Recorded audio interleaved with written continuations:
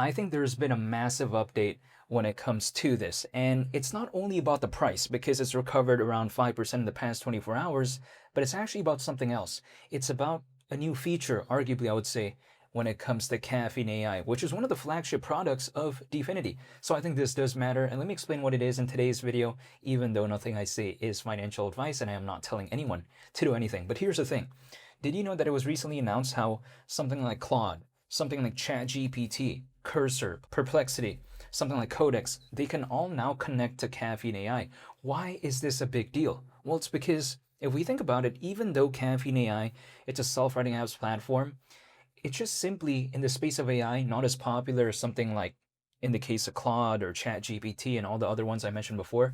So of course, being able to connect, let's say something in the case of ChatGPT or Claude to something like Caffeine AI, it's a massive, I think, boost, right? When it comes to the notoriety of Caffeine AI and also just awareness of it. I think if anything, it's only just going to help with better adoption. And also on top of that, if it has better adoption, maybe a lot more developers start caring about it. I don't think it's a bad thing at the end of the day. So when people like to say, oh, wow, this is so relevant, I disagree with that. I think this right here is actually such a massive milestone. And especially considering, again, that Caffeine AI is one of the flagship products of Dfinity, this does matter. Anything that indirectly somewhat is good for Caffeine AI or anything that kind of benefits it, by extension is going to help Dfinity. And I think by extension as well is also going to help the internet computer. So I think it's pretty impressive. People like to say, oh, it doesn't really matter. But here's the thing. Before Caffeine AI was a thing, basically before it existed, everyone was saying, oh, the internet computer, this is so lame, Dfinity, they're not focused enough when it comes to AI. But then suddenly they launched Caffeine AI and everyone's like, oh, this is so bad and all this. So what is it? If there's no Caffeine AI, some people complain. But if there is Caffeine AI, some people complain. So you know what? It is what it is, right? They can't make everyone happy, but at the end of the day, I am happy because I was a big fan of the internet computer for quite a while. So then when I saw Caffeine AI, I thought it was a major victory. Then I saw version 3, which I thought was another major victory. And now seeing things like Claude, ChatGPT, Cursor, Perplexity, or even Codex, all of that being able to connect to Caffeine AI, it's a really massive thumbs up in my opinion, even though I am not telling anyone to do anything. Now, people also like to say, well, who really cares about this? No one really uses Caffeine AI. We got to consider it. Caffeine AI hasn't been around for like a decade or something like that. It just simply hasn't been around for that long.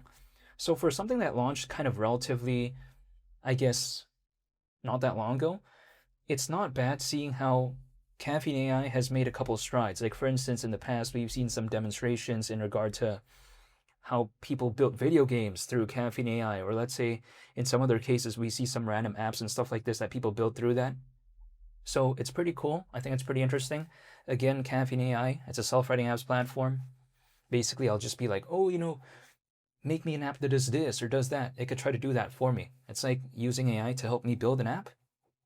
That's a pretty cool concept. But even besides that point, we're kind of close, allegedly, to the full launch of cloud engines, which in theory could be a massive thing when it comes to Dfinity, because through cloud engines, they're focused on the cloud market, a market that is currently worth around $1 trillion. So now Dfinity, they have a lot of tools in their toolbox, if that kind of makes sense. They have Caffeine AI. Of course, through that, they're focused on AI. And then also on top of that, they have something like cloud engines, and through that, they're focused on the cloud market. So here's the thing. When it comes to Dfinity, they're not a one-trick pony. They're focused on multiple areas. So again, I do find it to be pretty cool and pretty interesting. But also, let's not forget, when it comes to the internet computer, even though the recovery has been around 5% in the past 24 hours, it's not that bad, in my opinion, considering how the all-time low when it comes to this is around $1.98. Now we're around $2.53. In my previous video, the internet computer was around $2.40. So a slight recovery. I'm not going to complain about that.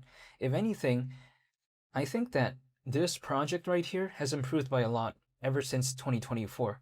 Now, people seem to think that the peak of this is 2024 because they saw how that year it was almost at $19, whereas right now we're below $3. It's easy to assume that, oh, it became cheaper, that means it became way worse. But I disagree with that, because ever since 2024, what did we see? Caffeine AI version 3. Now we're closer than ever before, allegedly. to the full-on launch when it comes to cloud engines. We've already seen the demo, like the demonstration not too long ago, but the full-on launch, it seems like we're pretty close. So at the end of the day, are we better in 2026 or in 2024? Not in terms of the price charts, because of course the price charts were looking way better back in 2024, but in terms of pure fundamentals, it's a lot better, I think, when compared to before, even though the price is lower. But if anything, if something became cheaper, yet it became better, I'm not going to complain about that. It's like, for instance, if I could go to Costco and get more for less, would I complain? I don't know why I would. I wouldn't be like, hey, I can't believe there's a discount. No, I wouldn't think about it that way, but that is just my mindset as of right now. But when it comes to this, keep in mind, in November of last year, this was around $9. So we're still quite a ways away from that. But if anything, we've been so low for so long, it's to the point where some people out there are kind of excited about $2.50 when it comes to this. But if anything, just months ago, we were over 3 times higher than this. So that's the thing, right? $9 wasn't considered that good anyways when it comes to the internet computer. But we're still over 3 times lower than that. So that just kind of puts into perspective for me, or to me, I should say, in a sense where it's still kind of hypothetically low in my perspective. I mean, we're not too far off from the all-time low. The all-time low, again, like I mentioned before, is $1.98. We're over 50 cents higher than that, but it's not like too much.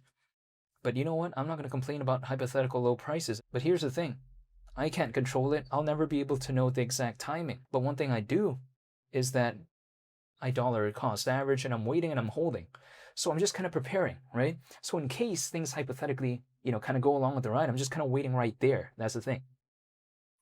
But that is just my perspective currently. Not to mention, if we take a look at Dfinity, it may sound so simple. It's like, oh wow, they're focused on cloud engines. They're focused on, the cloud market through that.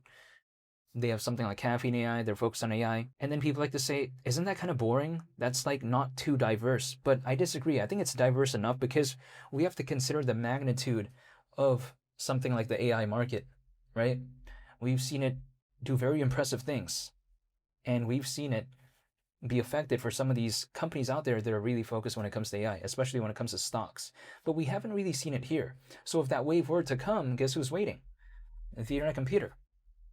Not to mention, we take a look at the cloud market. The thing is, for a market that is currently worth around $1 trillion, there's just not that many projects out there within this space that are seriously focused on that.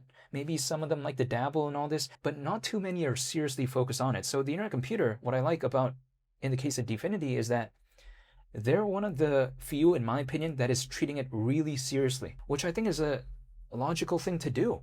The market is worth around $1 trillion, but not too many are focused on it. So again, that's where they step in. And the thing is, unlike some other projects out there, the internet computer has the actual infrastructure. It actually has the fundamentals to support mass scale adoption. So if, let's say, people like to say, oh, they should be focused on video games and all this. Well, if Dfinity was only focused on video games, it's going to be an underutilization. What do I mean by that? For something as impressive as the internet computer, they should be focused on AI.